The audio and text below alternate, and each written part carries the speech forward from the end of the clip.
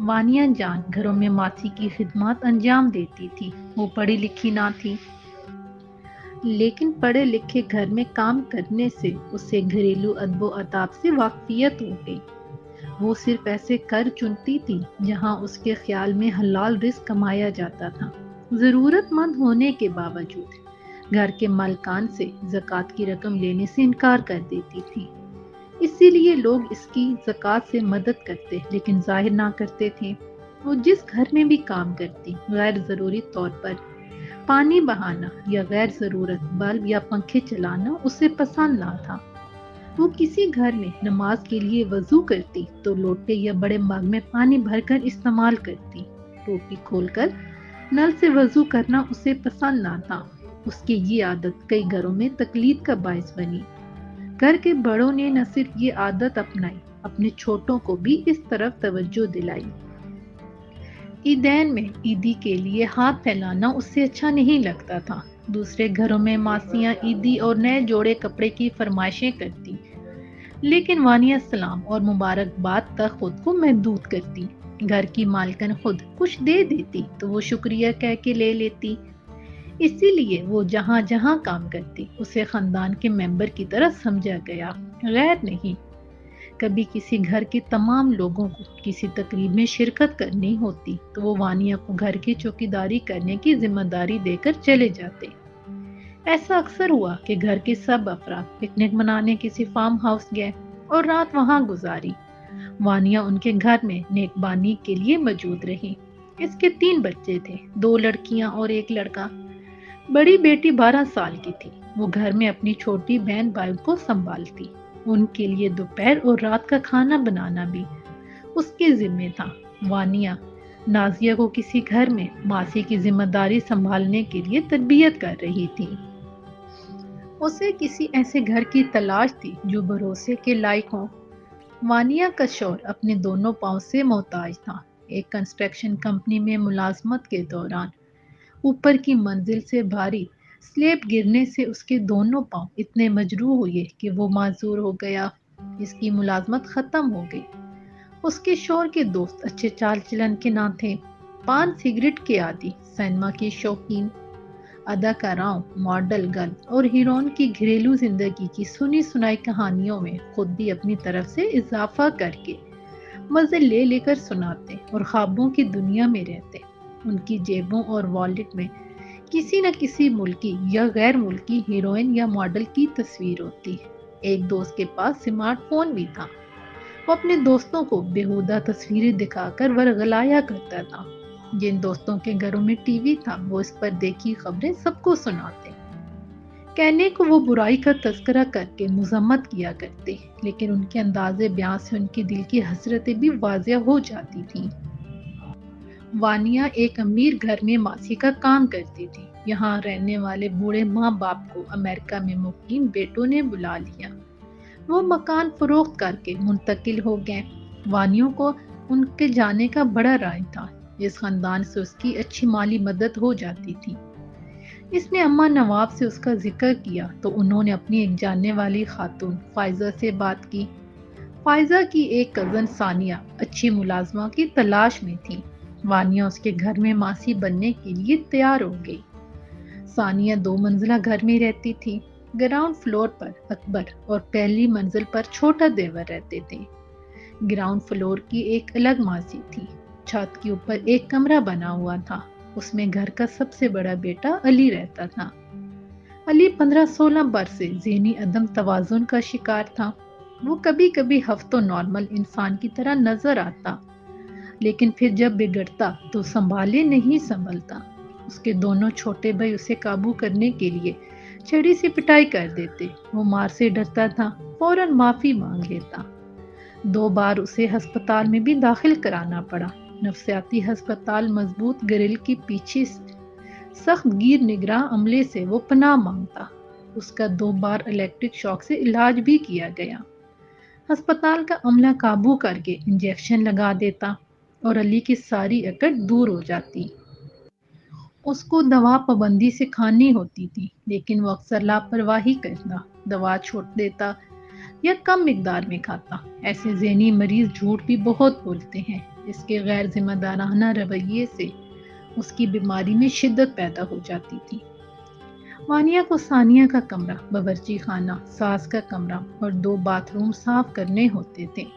ثانیہ نے وانیہ کو بتایا کہ بڑا دیور اپنے کمرے میں VCR پر فلمیں دیکھتا تھا۔ یہ فلمیں کرائے پر لی جاتی تھیں۔ آج انٹرنیٹ کے زمانے میں VCR کی ٹیکنالوجی پرانی ہو گئی ہے۔ دونوں بھائیوں نے بڑے بھائی علی کو اسمارٹ فون سے دور رکھا ہوا تھا۔ اس کو مصروف کرنے کے لیے دور کی کسی محلے سے VCR پر فلمیں حاصل کی جاتی تھیں۔ اسمارٹ فون ہو یا VCR، دونوں میں شیطان صفت افراد نے بے روی کا بہت بڑا حصہ اپلوڈ کر رکھا ہے۔ علی ایسی فحش فلمیں ہی نہیں دیکھتا تھا بلکہ گالیاں بھی بکتا تھا۔ وہ اپنی ماں سے بھی لچڑ گفتگو کرتا۔ بیچاری ماں تھی، ضبط کر جاتی۔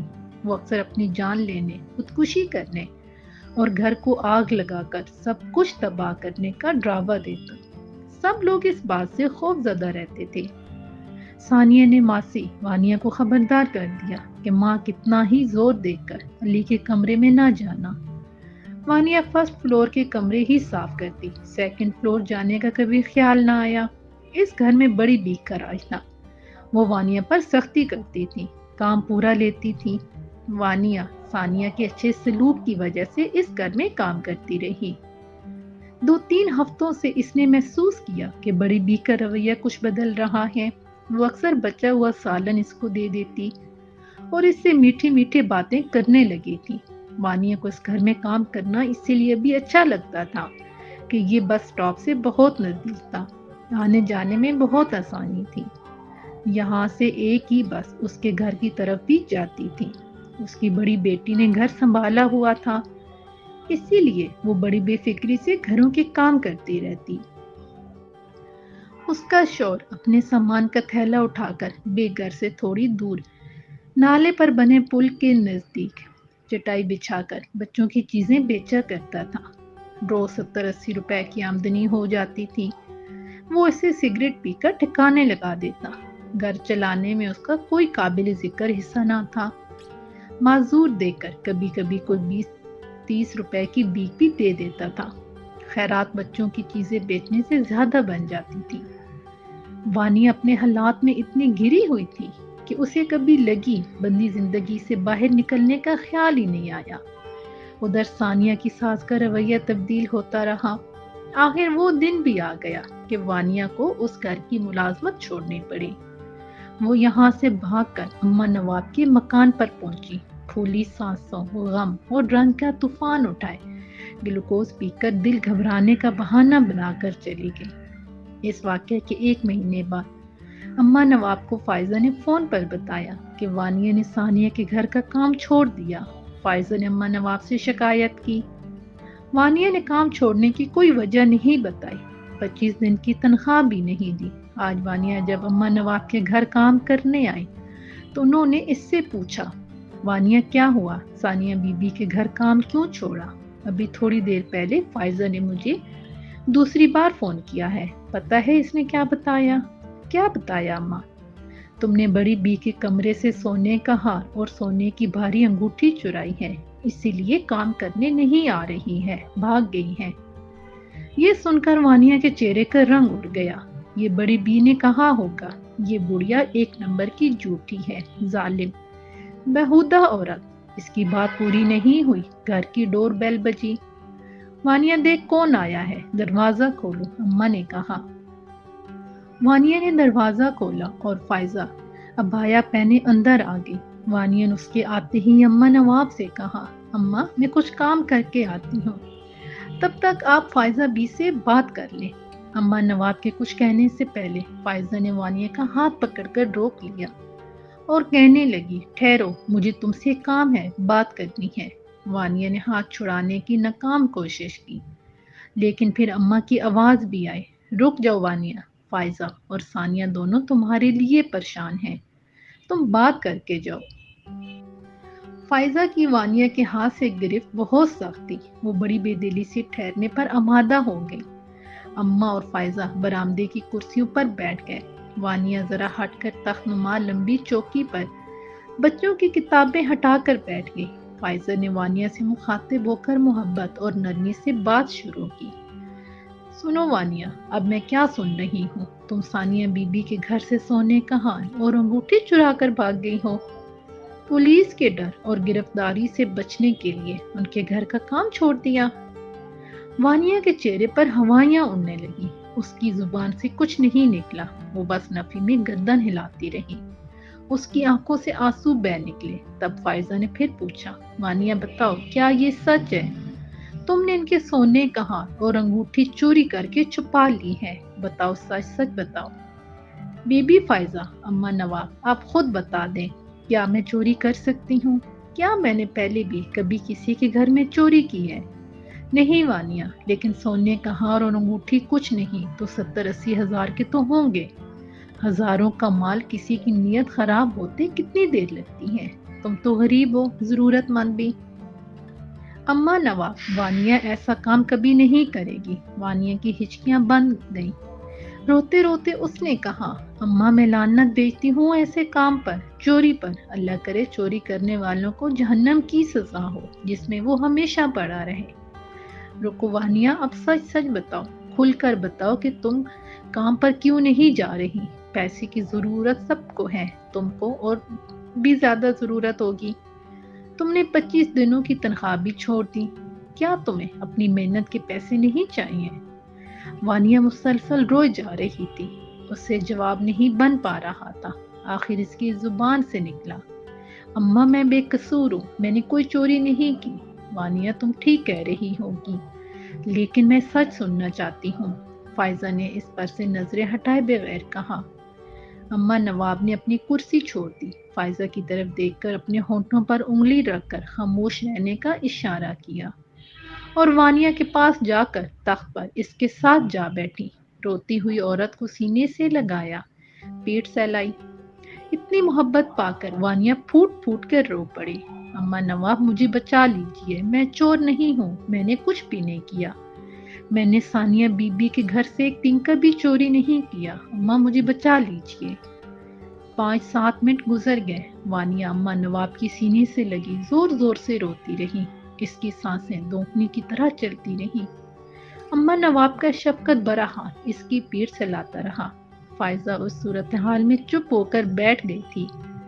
اما نواب نے پھر ہونٹوں پر انگلی رکھ کر اسے چپ رہنے اور ٹھنڈا پانی لانے کے خاموش اشارے کیے۔ فائزہ پانی لینے چلی گئی۔ اما نواب اپنے دوپٹے سے وانیہ کے آنسو خشک کرنے میں مصروف ہو گئی۔ ننھے بچے اور بچیوں کے قرآن ناظرہ پڑھنے کا ٹائم شروع ہوا جاتا تھا۔ گھر کے باہر شاید بچے بھی آ گئے تھے۔ فائزہ نے دروازہ کھولا۔ ایک بچہ ڈرتے ڈرتے اندر داخل ہوا۔ اماں نے اسے اشارے سے اپنے پاس بلایا اور کہا، سنو، آج میں مصروف ہوں، تم باہر کھڑے ہو جاؤ اور جو بھی پڑھنے آئے اسے گھر بھیج دو۔ آج تم سب کی چھٹی، کل وقت پر آ جانا۔ اس سے فارغ ہو کر وہ وانیہ سے پھر چمٹ گئی اور بولی، وانیہ میری اچھی بچی، تم کچھ بتانا نہیں چاہتی تو بالکل زور نہیں دوں گی۔